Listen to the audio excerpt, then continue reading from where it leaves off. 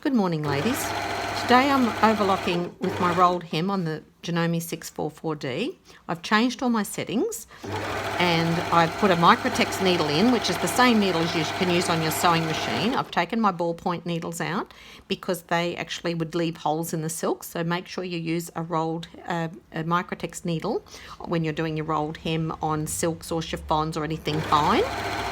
The other setting that I do is I drop the cutter so that it rolls the fabric underneath.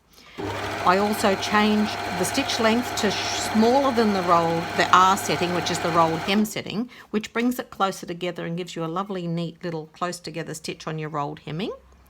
I use the woolly nylon thread on your loopers. You can only use the woolly nylon on your loopers.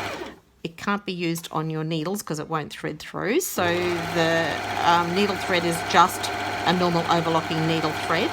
So this all lovely gives you a lovely finish on your silk. Now, if you were sewing the silk on the cross, this one isn't on the cross, but if you were sewing the silk on the cross, you do have to be careful because the silk will move away from the needle and leave it that it runs off. That's why I like to drop the cutter also, because it does help in that situation. So you can see I've moved the fabric over a little bit over the edge where normally I would run it on the edge. This time I've moved it slightly over so that the looper underneath is tucking the fabric underneath and giving it a nice finish. So when you're on the cross, I would definitely recommend it because it would be just easier to hold the fabric underneath. Just hold your fabric lightly. Do not resist it in any way. And just let the machine do the talking for you as such and let it take the fabric through.